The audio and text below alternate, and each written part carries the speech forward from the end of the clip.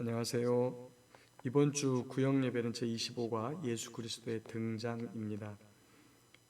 찬송은 본문에 92장과 95장을 소개하고 있는데 저는 이 찬송을 하나만 바꾸고 싶습니다.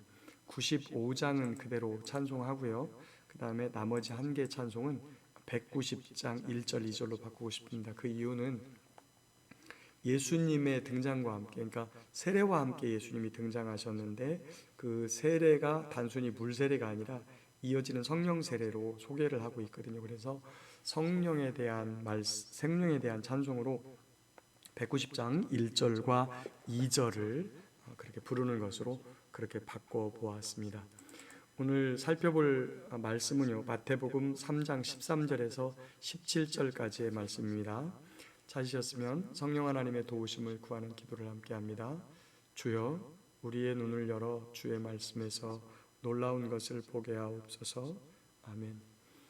이때 예수께서 갈릴리로부터 요단강에 이르러 요한에게 세례를 받으려 하시니 요한이 말려 이르되 내가 당신에게서 세례를 받아야 할 터인데 당신이 내게로 오시나이까.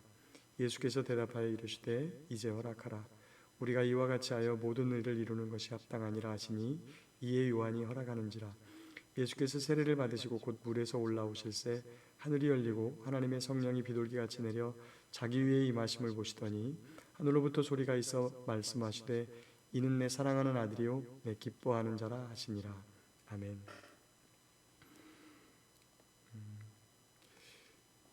본문 교재를 보면 116쪽인데요. 116쪽의 그 도입 부분에 이렇게 설명을 하고 있습니다. 예수님의 공생애는 세례 요한의 세례로 시작되는데 세례 요한은 구약을 마무리하는 마지막 선지자와 제사장의 역할을 감당하였습니다. 이제 예수 그리스도와 함께 새 언약의 시대 하나님의 나라가 시작됩니다 라고 했는데 거기 두 번째 줄에 구약을 마무리하는 마지막 선지자와 제사장의 역할을 감당했다라는 말이 있습니다. 여기에서 보면 선지자라고 하는 부분은 이 부분은 맞고요. 그런데 제사장의 역할에 대한 부분이 약간 논란의 여지가 있습니다.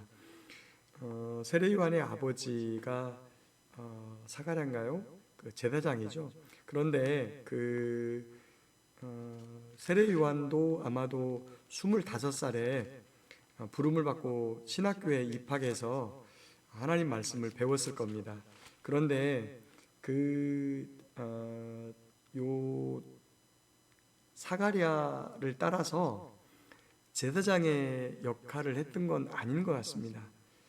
그런 부분에 대해서 한 번도 소개하고 있지 않죠.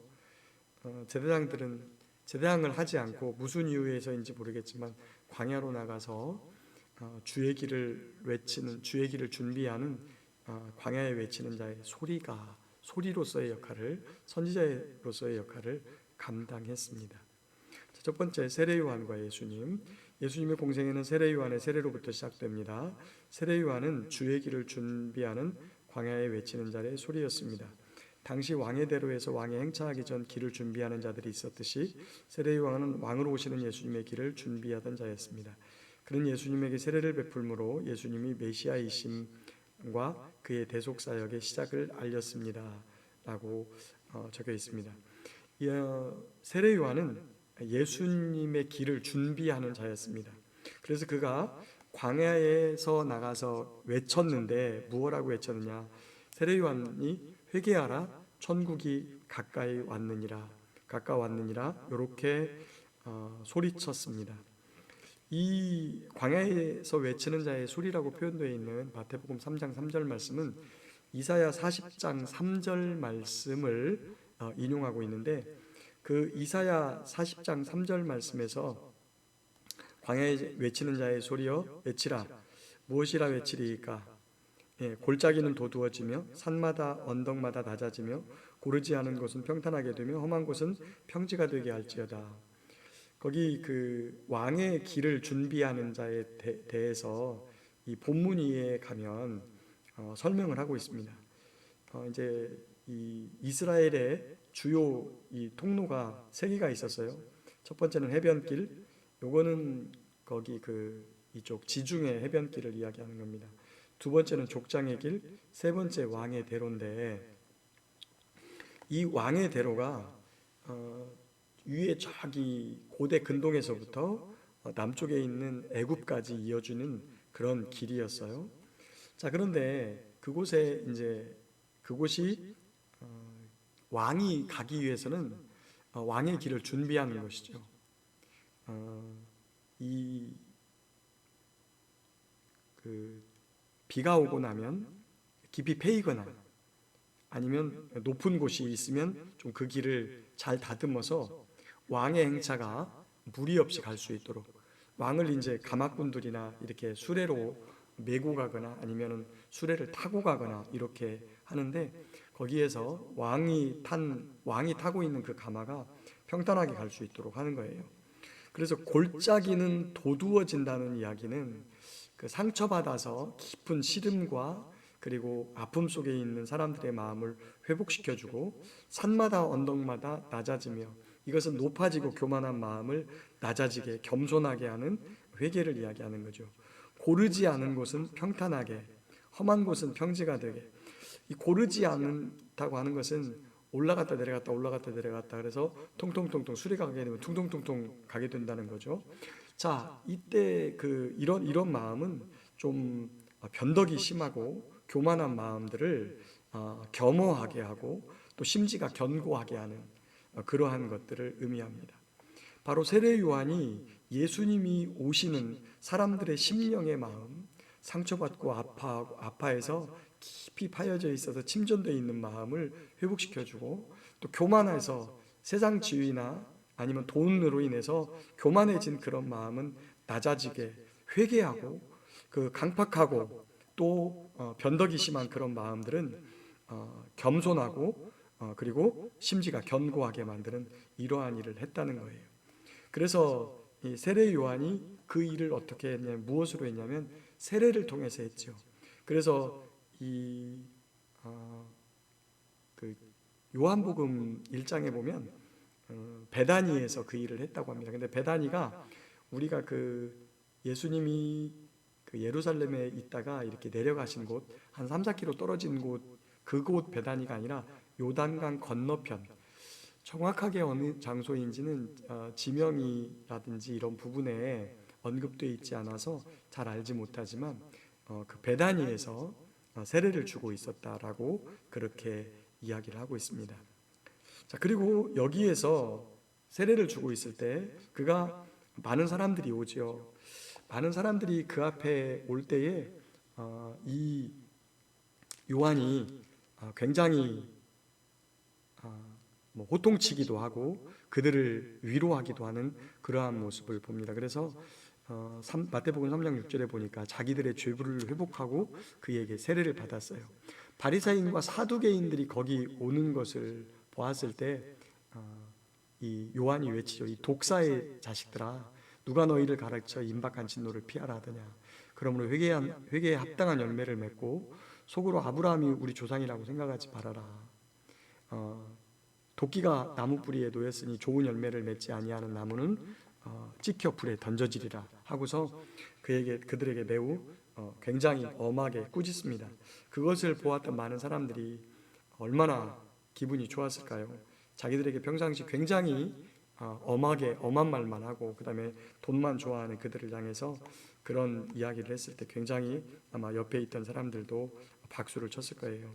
그런데 그때 예수님께서 다가오십니다. 그 앞에 다가오는데 이제 요한이 그렇게 묻죠. 어찌하여 내가 당신에게 세례를 받아야 할 터인데 당신이 제게로 오십니까? 라고 말을 했죠. 근데 그때 예수님께서 이런 말씀을 하십니다. 15절에 보면 이제 허락하라. 우리가 이와 같이 하여 모든 의를 이루는 것이 합당하니라 하셨습니다. 여러분, 요한의 세례는 백성들을 회개하게 하고 또 그러므로 말미암아 그 안에 그들의 심령이 예수님이 오시기에 합당한 마음으로 변화되도록 하기 위한 그러한 세례였어요. 죄 씻음을 얻게 하는. 그리고 두 번째 목적이 있다면 예수님을 세상에 나타내시는 것입니다. 이 부분이 어디에 나와 있냐면 요한복음에 나와 있는데 요한복음에 보면 요한복음 1장 29절에서 34절까지를 보면 거기에 이렇게 소개를 하고 있습니다. 내게 세례를 주라 말씀하신 그분이 성령이 내려서 누구 위에 머물든지 그걸 보면 그분이 바로 성령으로 세례를 베푸시는 줄 알라, 이런 말씀을 하셨다고 그가 이야기합니다. 그래서 예수님이 그에게 오세요. 그런데 우리가 알다시피 예수님은 죄가 있습니까 없습니까? 없지요. 죄가 없으신 분인데 왜 죄 씻음을 얻는 이 세례를 받으려고 오셨을까? 그리고 그것을 말렸을 때 예수님이 딱 한마디 하죠. 이제 허락하라. 우리가 이와 같이 하여 모든 의를 이루는 것이 합당하니라. 거기서 그러면 모든 의를 이루는 것이 무엇이기에 요한이 그 말씀 듣고 예 알겠습니다 하고 예수님께 세례를 베풀었을까요? 자, 그것은 하나님의 의를 이루는 것인데 장차 예수님을 통해서 모든 백성을 의롭게 하는 거예요. 예수님의 십자가 죽음을 이야기하죠. 그런데 그것이 세례와 무슨 관계가 있을까요?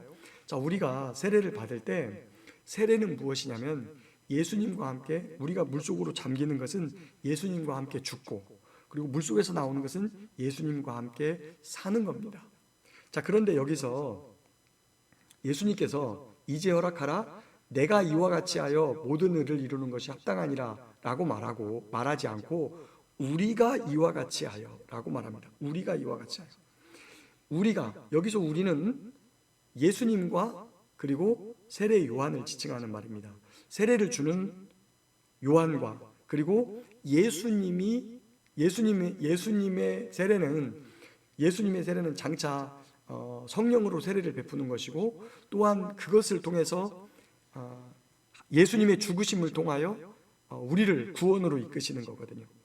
그런데 그것이 예수님 홀로 이루시는 것이 아니라 우리가 이와 같이 하여, 세례를 베푸는 요한과 그리고 예수님이 그 일을 하겠다는 거예요. 물론 이것이 신인 합력설은 아닙니다. 우리와 사람과 예수님, 하나님이신 예수님이 합쳐서 인간의 구원을 이룬다는 건 아니에요. 그건 아니고 마태복음 28장 가보면 예수님께서 이렇게 말씀하십니다. 하늘과 땅의 모든 권세를 내게 주셨으니 그러므로 너희는 모든 민족을 제자 삼아 아버지와 아들과 성령의 이름으로 세례를 베풀고 내가 너희에게 분부한 모든 것을 가르쳐 지키게 하라. 볼지어다 세상 끝날까지 내가 너희와 항상 함께 있으리라. 자, 여기서 보시면 예수님께서 세례를 베풀라고 말해요.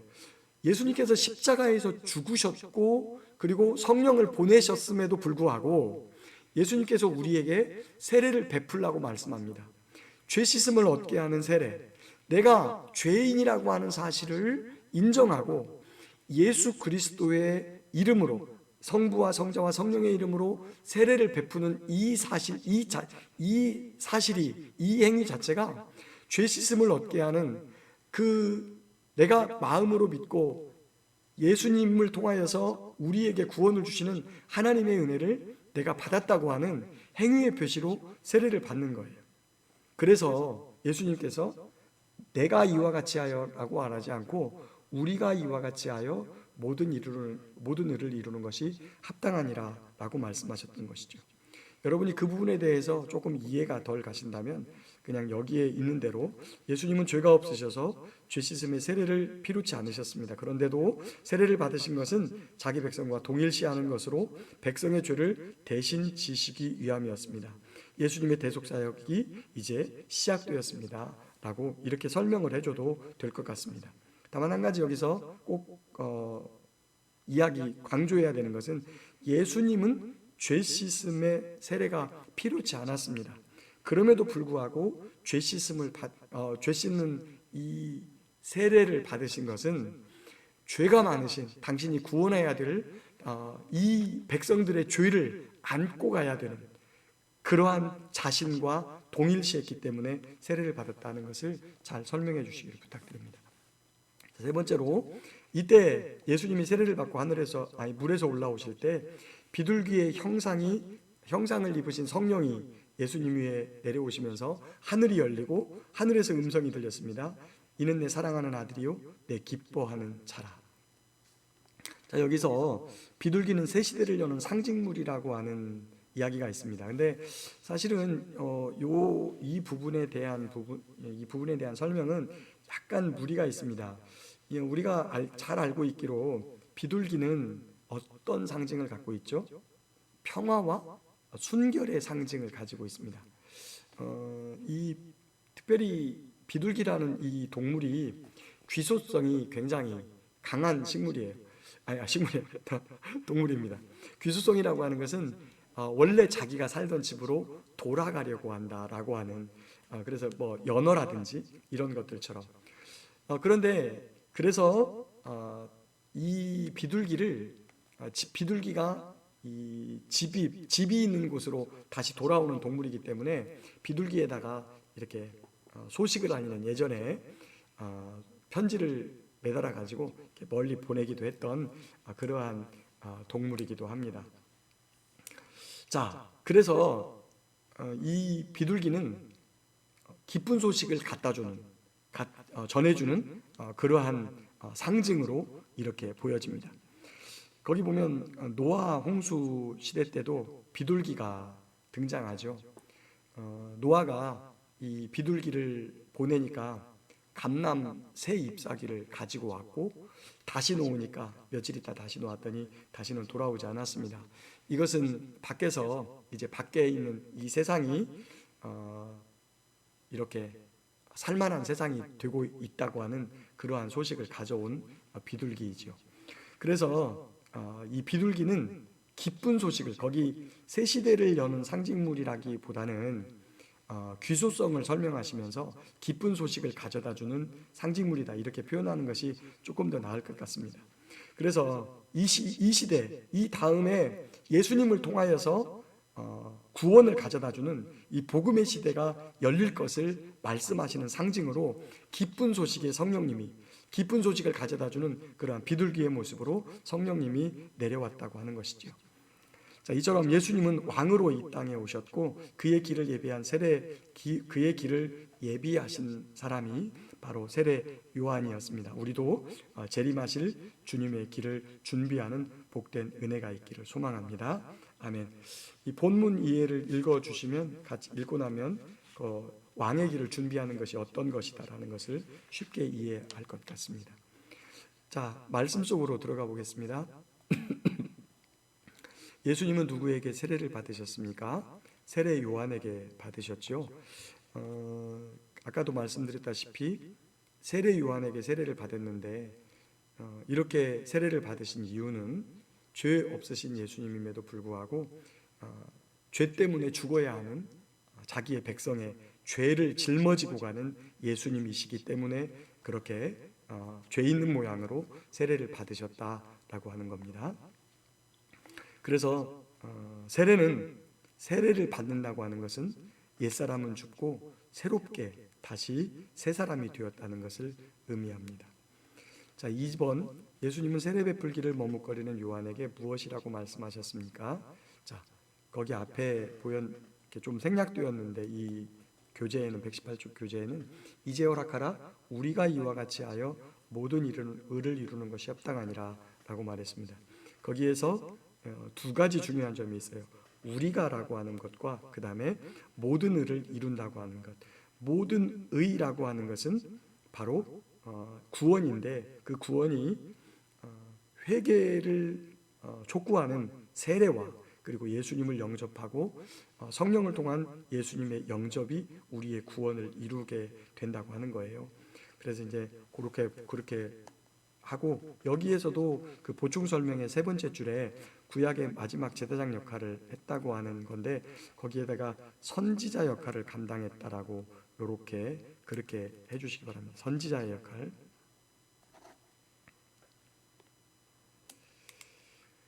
여기 아마 그 구약의 마지막 제사장 역할을 감당했다고 하는 것은, 여러분 제사장은요, 우리가 통상적으로 말하는 요 제사장은 누구냐면 대제사장을 의미하는 거예요. 대제사장. 그리고 이제 그 대제사장과 함께 제사장들이 예배하러 온 예배자들의 제사를 도우면서 그들이 가지고 온 속죄 제물을 하나님께 올려드리고 그들의 용서를 받게 하는 거거든요. 그러니까 이거를 이 세례 요한을 지금 영적인 의미로 봐서는 제사장의 역할이라고 할 수 있죠. 제사장의 역할이라고. 그러니까 이 부분을 설명할 때 그렇게 좀 설명을 보충 설명을 해주시면 되겠습니다. 3번, 예수님이 세례를 받으실 때 하늘에서 무슨 소리가 들렸습니까? 이는 내 사랑하는 아들이요 내 기뻐하는 자라. 비둘기 같은 성령이 그 위에 임하셨습니다. 그리고 하늘에서부터 기쁜 소식이 들려왔죠. 이는 내 사랑하는 아들이요 내 기뻐하는 자라. 이것은 이제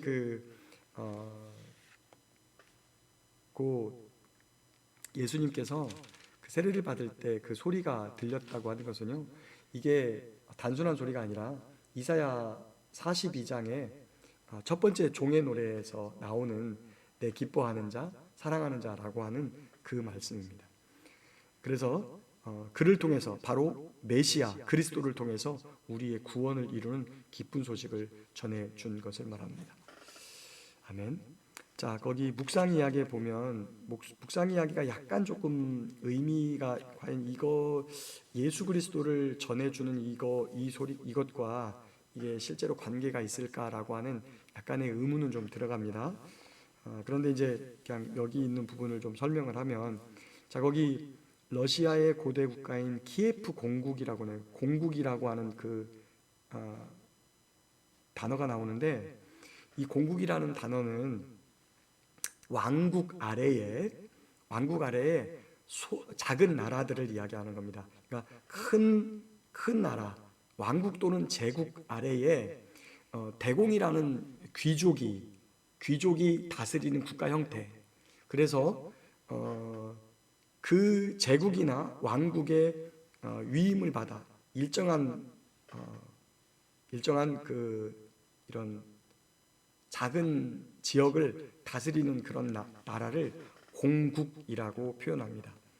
그런데 이제 거기 블라디미르 1세 때를 이야기하는데, 어떤 세례가 변질되어 있는 그러한 모습을 설명하기 위해서 이 부분을 설명하고 있는데, 글쎄 이게 예수님의 등장과 이 묵상 이야기와 사실 조금 별 관계가 없는 그러한 이야기잖아요.